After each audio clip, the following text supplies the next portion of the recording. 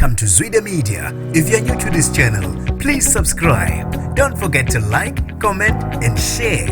Here's a new video for today. Enjoy. Sayisuse umsindo yaqubula ingebhe emphakathini wasehlobane eFryhead indaba yenyanga okuthiwe bedumile kule ndawo engcwatshwe esigodlweni isayo ngamadodana ayo kuphela. Sanibonani nginibingelele ngiphinde nginamukele kuphina kuphi ilanbo lokhona le video. Mangoqala usijone lelikhasi wamwele ligama lami usibonga konke wakandwando Mothanda ungangibiza intatheli ka YouTube.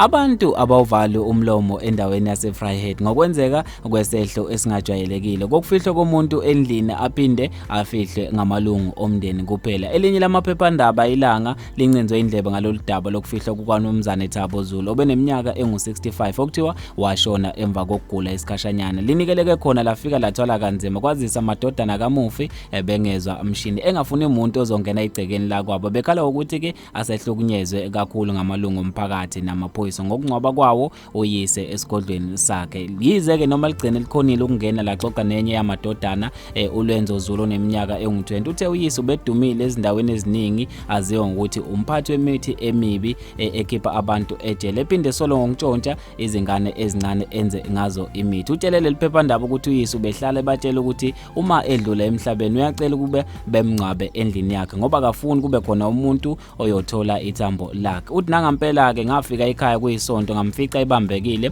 wangibizela endlini yakhe saxoxa wangidonsa ngendlebe wathi uma kwenzeka idlula emhlabeni uyacela ukuba ke simngcwabe esigodlweni sakhe esisha abese ezakhele sona. Wathi akadinga abantu bangaphandle namalungu omndeni emngcwabeni wakhe futhi akafuni isidumbu sakhe siyiswe emakhazeni. Nebala wadlula emhlabeni ngomsombuluko kade sixoxe naye ngesonto. Wathi uma idlula emhlabeni sahamba sayobikela amaphoyisa afika azomginqisa ithupha sahamba sayokwenza isitifiketi sokushona sabikela nenduna kasawabikela ngamalungu omphakathi. Sabe sesiginqa inkomo maqede samgoqa ngesikhumba nabafowethu samngcwabela esigodlweni sakhe ngosuku olulandelayo kubika yena indodana yakhe uMnumzane Zulu. Uthe bazwile nje abantu sebenenkulumo ehlukahlukene emphakathini besolo ukuthi babulale uyise ngoba befuna ukuthwala ngaye. Abanye bebekhuluma ke izinto ezingamanga bethi ithuna kalikho.